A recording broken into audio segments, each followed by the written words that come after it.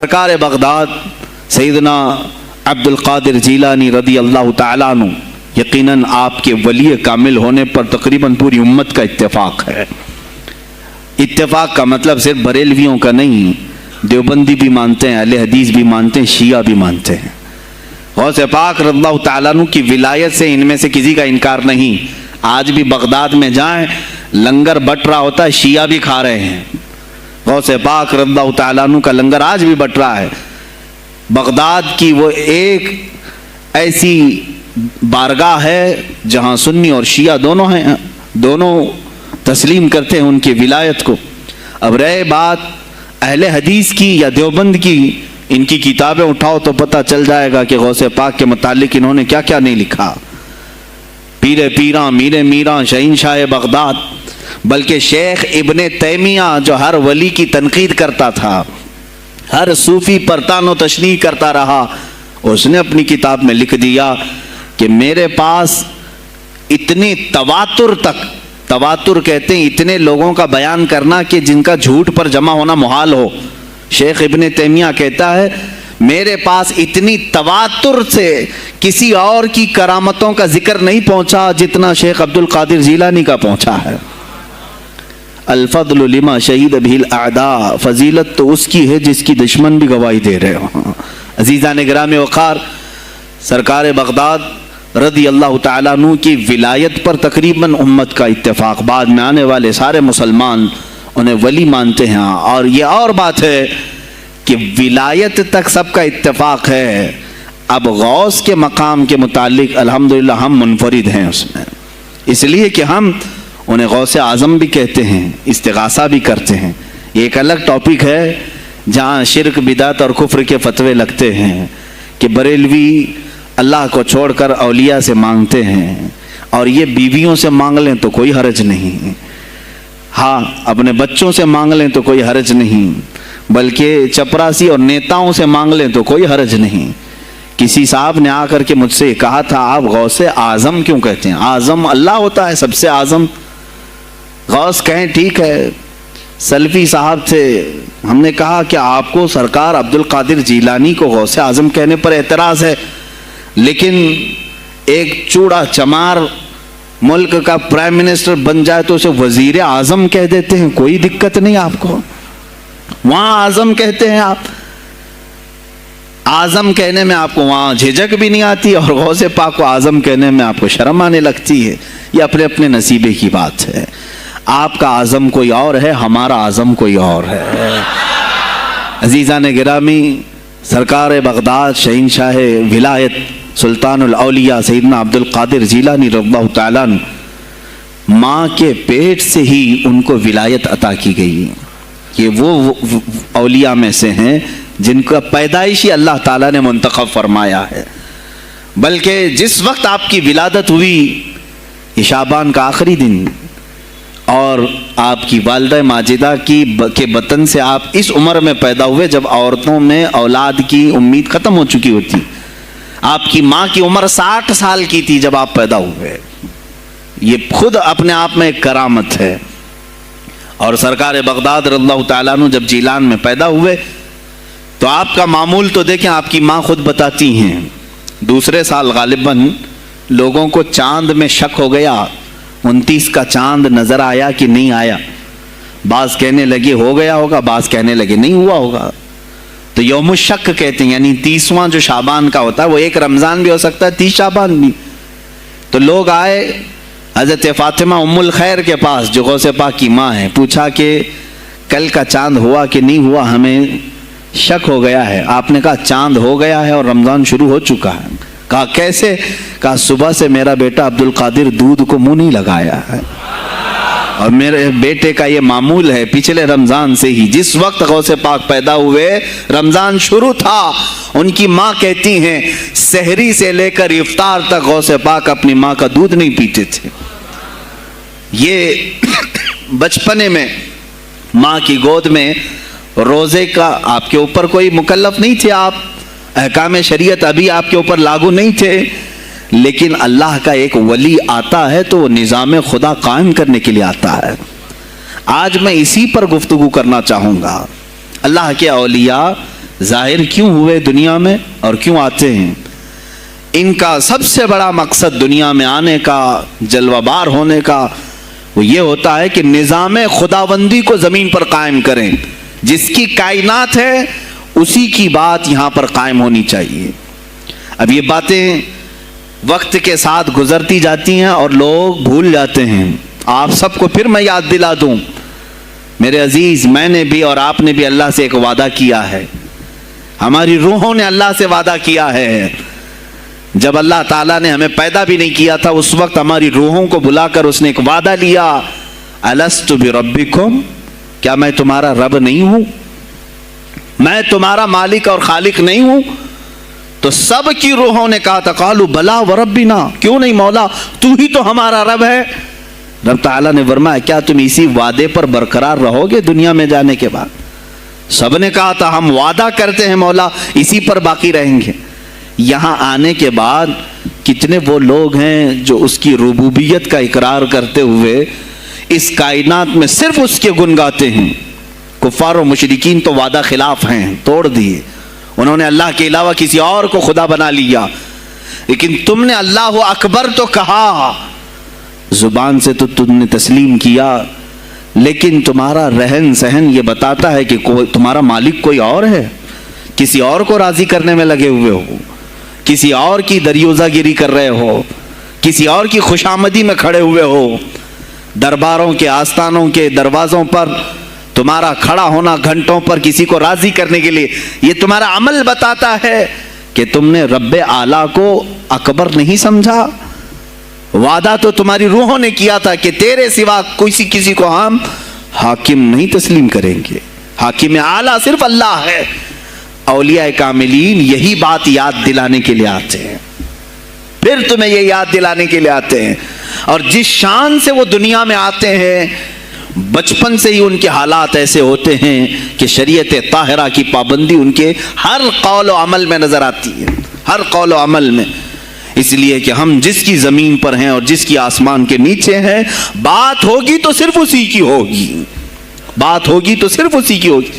مجھے ایک بات یاد آتی ہے، سرکار مفتی اعظم ہند رحمۃ اللہ تعالی علیہ، آپ کے سامنے کوئی صاحب تقریر کر رہے تھے، یہ زمین سب کی ہے، ان کی بھی ہے، ان کی بھی ہے، ان کی بھی ہے. آپ نے کہا چپ رہو، زمین اللہ کی ہے اور صرف اللہ کا نام ہو. یہ سب کی ہمت نہیں بولنے کی.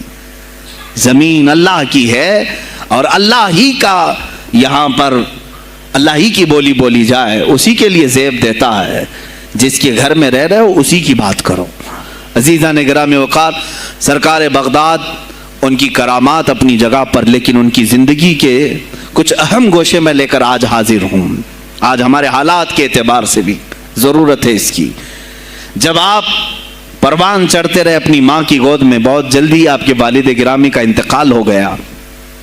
آپ سے خود پوچھا گیا تھا غوث پاک سے، آپ کی جوانی میں یا جب آپ کا شہرہ بغداد میں بہت ہو گیا تب پوچھا گیا تھا آپ کو اپنے ولی ہونے کا احساس کب ہوا؟ غوث پاک سے ہی پوچھا گیا تھا آپ کو کب پتا چلا اللہ نے آپ کو ولایت کا یہ مقام عطا کیا؟ آپ فرماتے ہیں جب میں 10 سال کا تھا، مدرسے جاتا تھا تو غیب سے ایک آواز آتی تھی، افصحوا فی المجالس لولی اللہ. غیب سے آواز آتی تھی، اے لوگوں مجلس میں جگہ چھوڑ دو، اللہ کا ولی آ رہا ہے. یہ آواز صرف میں نہیں، میرے استاد بھی سنتے، وہاں بیٹھے شاگرد بھی سنتے، اور سب کھڑے ہوتے تھے، جگہ دیتے تھے. غوث پاک فرماتے ہیں جب ہر بار مجھے یہ آواز آنے لگی تب مجھے احساس ہوا کہ اللہ تعالیٰ نے مجھے ولایت کا تاج پہنایا ہے. پھر آپ کو لہو و لعب میں، کھیل کود میں نہیں رکھا گیا. فرماتے ہیں ایک بار میں صرف ایک گائے کی پونچھ پکڑنے کی کوشش کر رہا تھا، گائے پلٹ گئی، فصیح عربی میں کہنے لگی الہذا خلقت ام بہذا امرت یا عبد القادر، اے عبد القادر کیا تجھے اسی کام کے لیے پیدا کیا گیا یا تجھے اللہ نے اس کام کا حکم دیا کہ میری پونچھ پکڑے؟ غوث پاک فرماتے ہیں میں چونک گیا کہ یہ ایک جانور مجھ سے عربی میں بات کر رہا ہے. اور اس کے بعد وہ گائے خود کہنے لگی اے عبد القادر تجھے اللہ نے اپنی مخلوق کے لیے بنایا ہے، اپنے بندوں کو راہ راست پر لانے کے لیے. غوث پاک فرماتے ہیں اس کے بعد زندگی میں کبھی کھیل کود کی خواہش بھی نہیں آئی. کھیل کود کی خواہش بھی نہیں آئی, کبھی تصور بھی نہیں کیا. اور جب آپ جیلان سے نکل کر بغداد آئے, بغداد کے جو حالات تھے وہ آپ نے بہت قریب سے مشاہدہ کیا. میرے عزیزو, آج کے جو حالات ہیں نا, آج کے جو حالات میں نے پڑھا, اس سے بھی زیادہ ڈینجر حالات اس زمانے کے تھے. آج لوگ حالات کی شکایت کرتے ہیں, بہت سارے علماء مولانا ہم سے یہ کہتے ہیں حالات اب صحیح نہیں ہیں, ویسے نہیں ہے پہلے. میں تمہیں غوث پاک کے حالات بتاتا ہوں. اس وقت سیاسی حالات کیا تھے. اس وقت سیاسی حالات اتنے خطرناک ہو چکے تھے. بغداد میں شیعوں نے اپنا گڑھ جمایا تھا, یہاں تک کہ ہر عالم پر, ہر واعظ پر, ہر امام مسجد پر پابندی تھی. سیدنا ابو بکر صدیق اور حضرت عمر کا کوئی نام نہیں لے سکتا تھا, کوڑے مارے جاتے تھے. شیخین کا اگر کسی نے نام لے لیا کسی عالم نے, کوڑے مارے جاتے تھے. خلیفہ واثق باللہ تک یہ تاریخ چلی بغداد میں. اور سلطنتیں ٹوٹ چکی تھیں, سیاسی حالات اس قدر خراب ہو چکے تھے, چھوٹی چھوٹی ٹکڑیوں میں بٹ چکے تھے مسلمان. مصر کی طرف دیکھیں تو فاطمی حکومت قائم ہو گئی تھی, وہ اپنے آپ کو فاطمی کہہ رہے تھے. بغداد میں عباسی خاندان حکومت کر رہا تھا, اور وہ بھی سمٹ کر کے صرف بغداد کے اطراف رہ گئی بس. پھر ترکی کی طرف دیکھیں تو سلجوکی خاندان تھا, ایک ایک ٹکڑا حکومت کر رہا تھا, اور یہی آپس میں دست بگریباں تھے, ایک دوسرے سے لڑ رہے تھے. اور پھر پلس اس پر ایسا کہ بازنطینی جو عیسائی تھے, صلیبی تھے, ان سلطنتوں کو آپس میں لڑا کر کے اس قدر شدت پیدا کر چکے تھے کہ بغداد والا مصر نہیں جا سکے, مصر والا ترکی نہ آ سکے. پھر ادھر بخارا, سمرقند, نیشاپور, یہ جو رشیا میں ہیں آج, ازبکستان وغیرہ میں, یہاں الگ ایک سلطنت قائم تھی, اور ہند میں الگ کفرستان تھا. سب جگہ الگ الگ حالات تھے. اور مسلمانوں کے لیے اس زمانے میں ایسے حالات ہو گئے جیسے لاک ڈاؤن ابھی کا سیم. میں آپ کو بتا دوں سچویشن. لاک ڈاؤن میں کیا ہوا تھا معلوم ہے؟ یہ ہمارے طلبہ دیکھیں 8 مہینے سے بیٹھے ہوئے ہیں, مدارس میں نہیں گئے, حفظ قرآن کر رہے تھے, عالم دین بن رہے تھے, مدرسے بند ہیں نا, گھروں میں بیٹھے کچھ تو آوارہ گردی کر رہے ہیں. اسی طرح کالج کے بچے بھی, اسکول کے بچے بھی, سب چھوٹے ہوئے ہیں لاک ڈاؤن کی وجہ سے. سیم یہی سچویشن اس زمانے میں ہوئی. بغداد علمی مرکز تھا, کوفہ اور بصرہ علم کے مرکز تھے.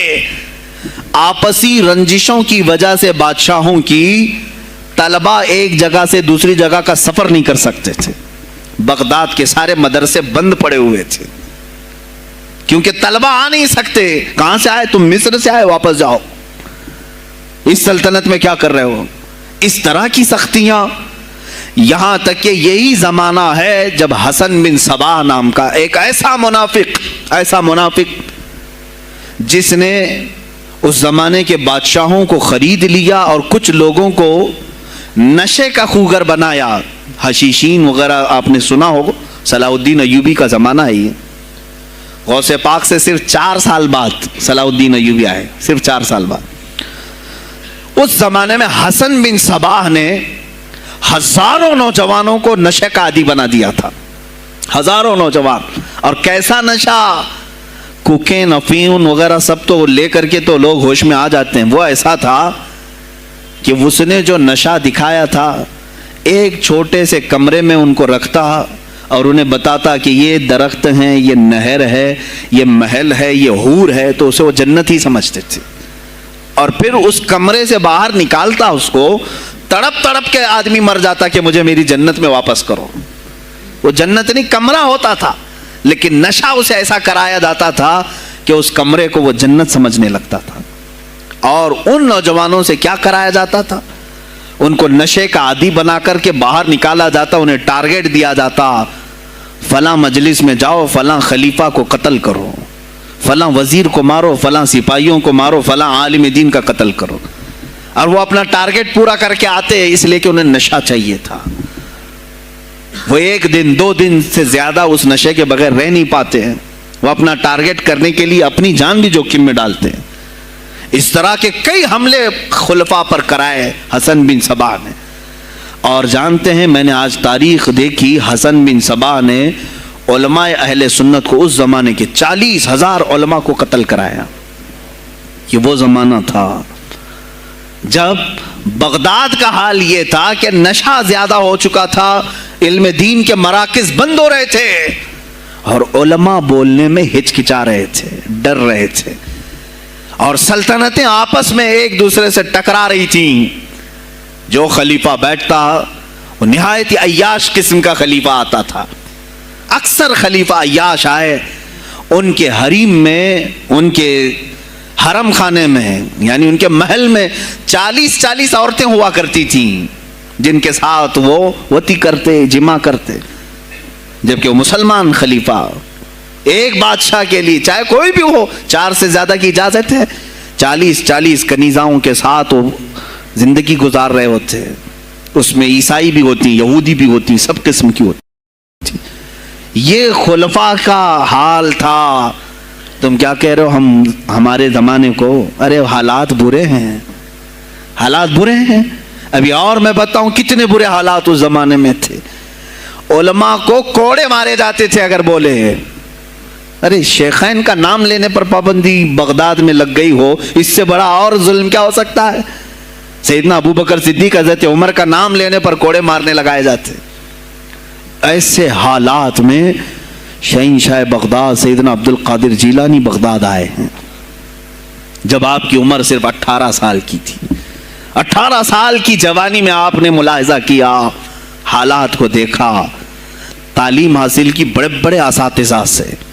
آپ کے اساتذہ فقہ میں الگ ہیں، حدیث میں الگ ہیں، تفسیر میں الگ ہیں، علم کلام میں، کئی علوم و فنون پہ آپ نے مہارت حاصل کی۔ اس کے بعد حالات دیکھ کر کے آپ نے کیا کہا؟ یہ اب یہاں سے میں ہر ایک عالم دین کے لیے بشمول من میرے لیے نصیحت سمجھتا ہوں، غور سے سن لیں۔ غوث پاک رضی اللہ تعالیٰ عنہ کی زندگی میں ایک موڑ ایسا آیا، اور شاید میں نے بھی کبھی کئی مرتبہ اس طرح سوچا ہے، میں کمپیئر نہیں کر رہا ہوں، لیکن سنیں، حالات کو دیکھ کر کے غوث پاک نے جنگل کا رخ اختیار کر لیا۔ کیا لینا دینا ہے اس دنیا سے؟ اور آپ خود فرماتے ہیں کہ میرے دل میں یہ ارادہ تھا، نہ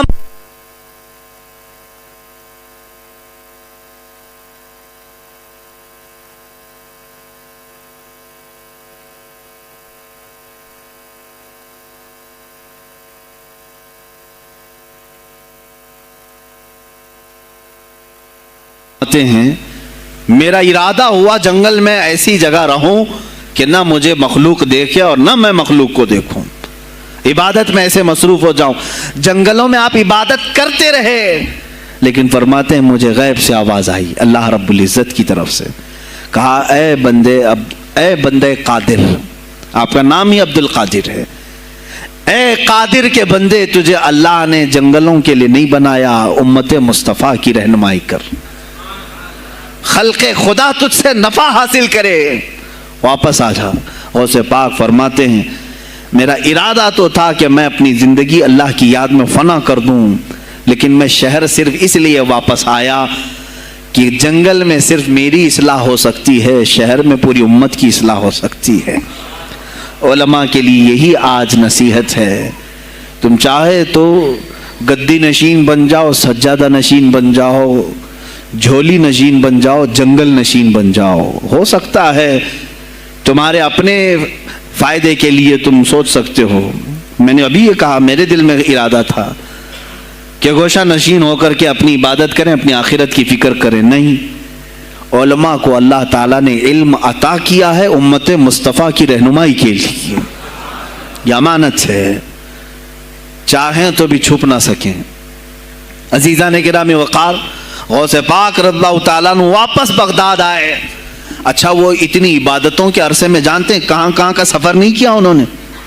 جنگلوں کا سفر، صحراؤں کا سفر، بیابانوں کا سفر، یہاں تک کہ سری لنکا کی سرزمین تک پہنچے، ملتان تک آئے۔ یہ تاریخ کی کتابیں بتاتی ہیں آپ نے پیدل یہ سارے سفر کیے، پھر واپس اسی بغداد آئے جہاں کے حالات بڑے ہی کشیدہ تھے، اور خلفائے وقت کے خلاف زبان کھولنا یہ آگ سے کھیلنے کے برابر تھا، آگ سے کھیلنے کے برابر تھا۔ اور سب سے بڑا مسئلہ تو غوث پاک کے لیے یہ تھا کہ آپ بغداد کے نہیں تھے، عراق کے نہیں تھے، آپ جیلان سے آئے تھے۔ جیلان ایران میں ہے۔ اس زمانے میں طبرستان ایک صوبہ تھا، طبرستان کا ایک شہر جیلان تھا۔ جیلان سے آئے ہوئے تھے بغداد میں۔ آپ کی زبان فارسی تھی۔ فارسی زبان کا ایک طالب علم بغداد میں آیا ہے، اور بغداد پورا عربیوں کا ہے، فصیح عربی بولنے والے لوگ، اور نہایت ہی عیاشی میں پڑے، ان کی اصلاح کیسے کریں۔ دل میں بار بار یہ احساس ہوتا۔ غوث پاک فرماتے میری زبان فارسی تھی اور ان کی زبان عربی ہے، میں ان سے خطاب کیسے کروں، ان کو اصلاح کے راستے پر کیسے لاؤں۔ بار بار سوچتے تھے، لیکن دل میں ایک درد ہوتا تھا کہ امت مصطفیٰ کو اس حال میں نہیں چھوڑنا چاہتا۔ ایک دن ایک مسجد میں غمگین حالت میں سوئے، ظہر کا وقت تھا، نماز پڑھ کر کے آپ آرام کر رہے ہیں، اور جیسی آنکھ بند ہوئی سرور کائنات صلی اللہ علیہ وسلم تشریف لائے۔ پوچھا عبد القادر کیوں غمگین ہے میرے بیٹے؟ کہا کہ یا رسول اللہ صلی اللہ علیہ وسلم زبان میری عجمی ہے، فارسی، میں عربیوں کے بیچ بیٹھا ہوں، اصلاح کرنے کی کوشش کرتا ہوں، لیکن مجھے یہ عجمی سمجھیں گے۔ اللہ کے نبی صلی اللہ علیہ وسلم نے فرمایا تو اپنا منہ کھول لو۔ آپ نے منہ کھولا، حضور پاک نے اپنا لعاب پاک ڈالا، دوسری بار ڈالا، تیسری بار ڈالا، چوتھی بار ڈالا، پانچویں، چھٹی، 7 مرتبہ حضور پاک نے اپنا لعاب پاک دیا اور کہا عبد القادر اب اٹھ اور بیان کرو۔ فرماتے ہیں خواب میں نے حضور اکرم صلی اللہ علیہ وسلم کا لعاب پاک لیا، تھوڑی ہی دیر گزری تھی، میرے خواب میں ہی میرے جد کریم مولا کائنات علی مرتضیٰ تشریف لائے۔ کہا پھر وہی سوال کیا عبد القادر کیوں نہیں بیان کرتے؟ کہا میں فارسی النسل، فارسی ہوں اور عربیوں کے بیچ میں ہوں۔ انہوں نے کہا تو اپنا منہ کھول۔ باب العلم، باب مدینۃ العلم، علی کرم اللہ وجہہ الکریم اپنا لعاب پاک ڈالتے ہیں، 1 بار، 2 بار، 3 بار، 4 بار، 5 بار، 6 بار، بس کیا۔ غوث پاک نے کہا نانا جان نے مجھے 7 مرتبہ پلایا، آپ نے 6 مرتبہ۔ علی کرم اللہ وجہ الکریم فرماتے ہیں میں برابری تو نہیں کر سکتا، وہ رسول کائنات ہیں۔ عزیزان گرامی وقار، غوث پاک فرماتے ہیں پھر میری آنکھ کھلی، اور اسی جامع مسجد میں جب میں کھڑا ہوا اور خطاب کے لیے لوگوں کو پکارا تو دیکھا ادھر سے بھی مخلوق آ رہی ہے، ادھر سے بھی آ رہی ہے، سامنے سے بھی آ رہی ہے۔ مجمع اتنا کثیر کہ تل دھرنے کی جگہ مسجد میں نہیں تھی، اور جب آپ کا خطاب ختم ہونے کو تھا لوگ اپنے کپڑے پھاڑنے لگے اور بے ہوش ہونے لگے۔ اتنی تیر بہدف کلمات تھے کہ سیدھے سینے میں پیوست ہو جاتے، دلوں میں اتر جاتے۔ اس کے بعد وہی دن تھا سیدنا عبد القادر جیلانی کو لوگوں نے ہاتھوں ہاتھ اٹھایا۔ بغداد میں شہرا ہو گیا کہ کوئی ایک اجمی آیا ہے اور عربیوں پر فوقیت لے گیا ہے، سارے عربی اس کے سامنے دنگ رہ گئے ہیں، کوئی عربی اس کی فصاحت کو نہیں پہنچ پاتا ہے۔ کئی لوگ امتحان کے لیے بھی آئے، ایسا نہیں ہے کہ غوث پاک کو یوں ہی چھوڑ دیا گیا۔ میرے عزیز تم تو 1000 سال کے بعد کرامتیں سنتے ہو نا، یہی لگتا ہے کہ غوث پاک بہت کرامتوں کے مالک تھے، بہت بڑے عالم اور بڑے ولی کامل تھے، کچھ نہیں ہوا ہوگا ان کے ساتھ۔ ہمارے سے زیادہ خطرے انہوں نے مولے ہیں، ہم سے زیادہ حاسدین ان کے تھے، دشمنی کرنے والے اپنوں میں بھی بہت سارے تھے۔ غوث پاک رضی اللہ تعالیٰ عنہ کا جب خطاب شروع ہوا، کیا ایک خطیب جب مشہور ہونے لگے تو دوسرے مولوی خاموش رہ جائیں گے؟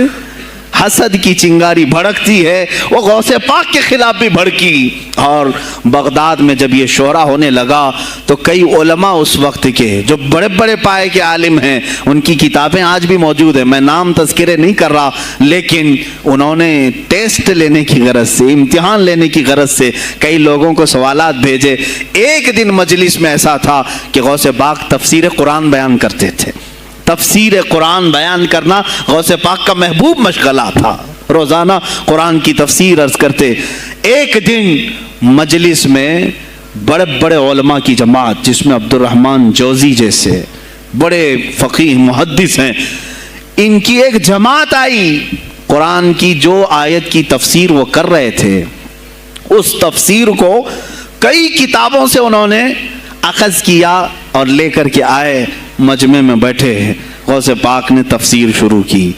ایک آیت کی کتنی تفسیریں ہو سکتی ہیں، کتنی تفسیریں ہو سکتی ہیں، ایک تفسیر بیان کیا، اس کے بعد کہا اس آیت کی ایک دوسری تفسیر یہ ہے، پھر تھوڑی دیر کے بعد غوث پاک نے فرمایا اس کی ایک تیسری تفسیر یہ ہے، پھر کہا اس کی ایک چوتھی تفسیر یہ ہے، پھر کہا اس کی ایک پانچویں تفسیر یہ ہے۔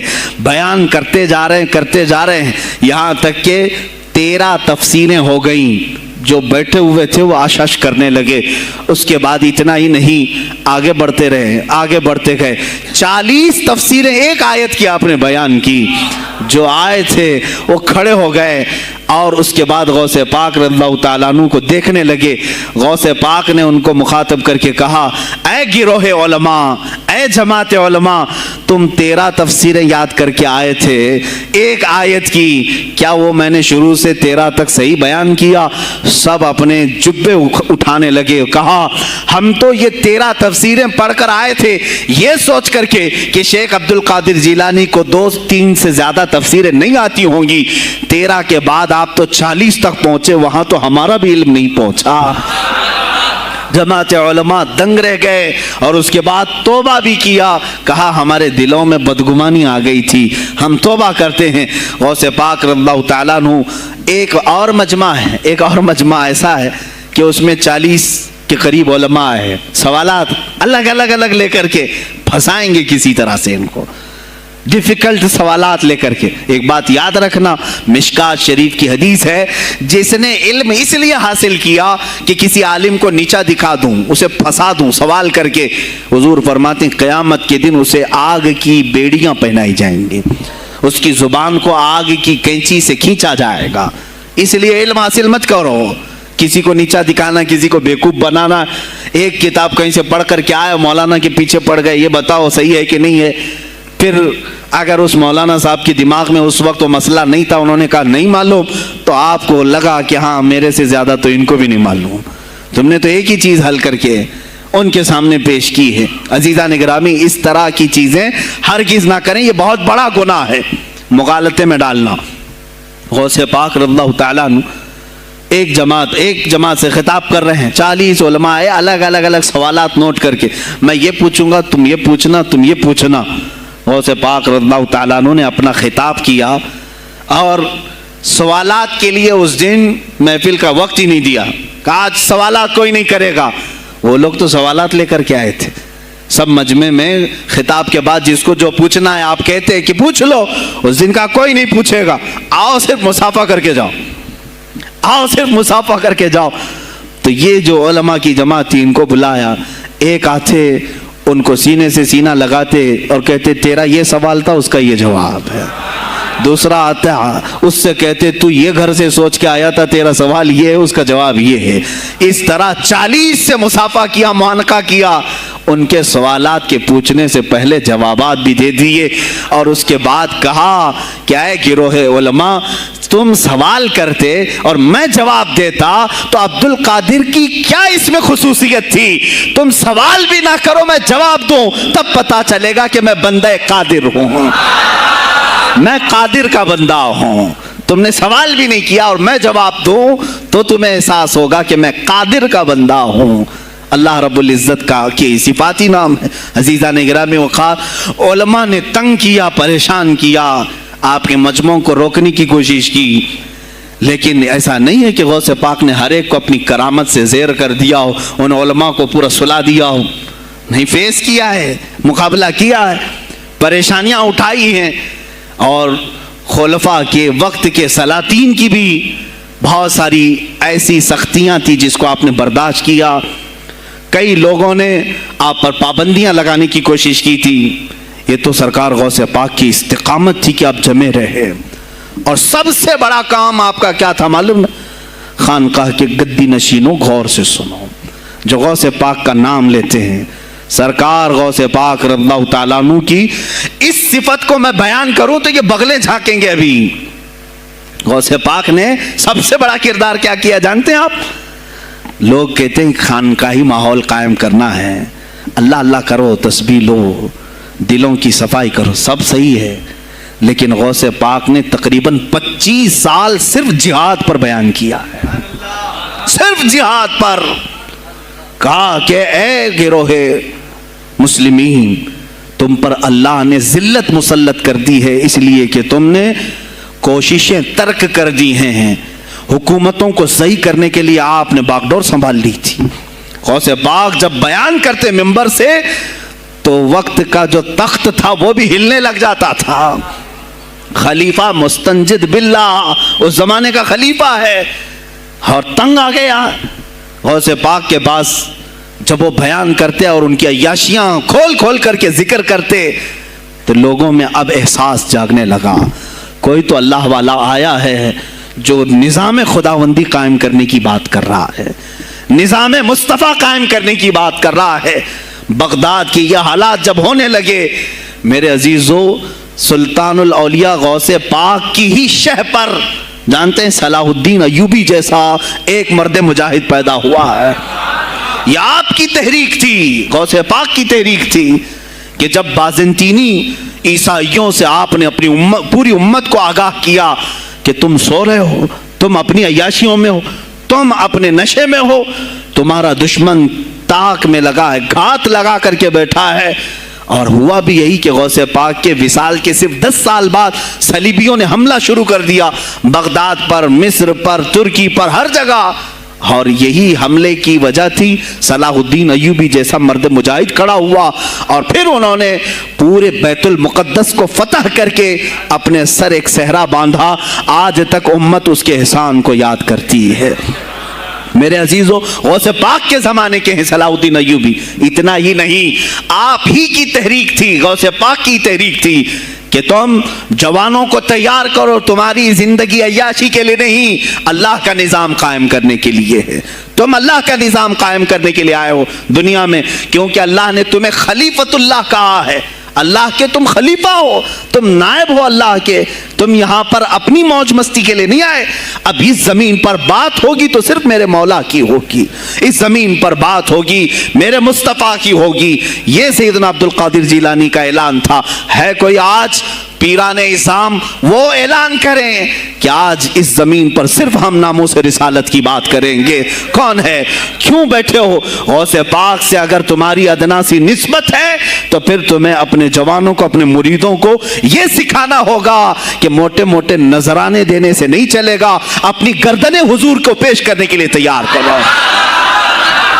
تم تیار ہو جاؤ اپنا خون اور اپنی گردن بارگاہ مصطفیٰ میں دینے کے لیے. یہ آج تربیت دو, ورنہ پھر دشمن تمہیں کچا چبانے کے لیے تیار ہے, کچا چبانے کے لیے تیار. عزیزان گرامی, میں غوث پاک کی تحریک آپ کو بتا دوں کون سی تحریک تھی. وہ صلاح الدین ایوبی جو بیت المقدس فتح کیا, یہ غوث پاک کی تحریک ہے. اور پھر چند سالوں کے بعد پورے عالم اسلام میں جو خلافت عثمانیہ قائم ہوئی, غازی ارطغرل جو آئے, یہ تحریک بھی غوث اعظم کی پیدا کی ہوئی تھی. آپ نے جوانوں کو متحرک کیا تھا اور پھر امت کا وہ شعور بیدار کیا تھا جو ان میں مردہ کر چکے تھے کچھ حکومت کے کارندے. میں سمجھتا ہوں اس وقت جتنے خلفاء بیٹھے ہوئے تھے خلافتوں پر, تخت پر, جو نام کے مسلمان تھے, یا اس کو ہماری زبان میں سمجھ لیں سب کانگریس کے تھے, جو منافق تھے, یعنی دکھتے تھے بس, لیکن اندر سے سب نفاق ہوتا تھا, نفاق ہوتا تھا. ہاں میں صاف کہوں گا, بغداد میں بھی کانگریس کا خلیفہ رہا ہوگا, مصر میں بھی اور ترکی میں بھی اور نیشاپور میں بھی, اس لیے کہ مسلمانوں کے خون چوس کر کے تخت پر بیٹھ تو جاتے لیکن پوری زندگی گزر جاتی, میرے مصطفیٰ کا نام تک نہیں لیتے تھے. ان کو بٹھاتے تھے مسلمان. آج آپ بھی تو یہی کر رہے ہیں, یہی کر رہے ہیں.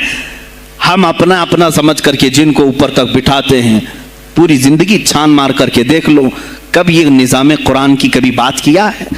کبھی میرے مصطفیٰ پر آنے والی آنچ کے لیے کھڑا ہوا ہے؟ کوئی نہیں کھڑا ہونے والا ہے. ان کے سفید کرتے اور ان کے سفید پاجامے سب کفن بن کر رہ جائیں گے اور کچھ بھی نہیں ہوگا.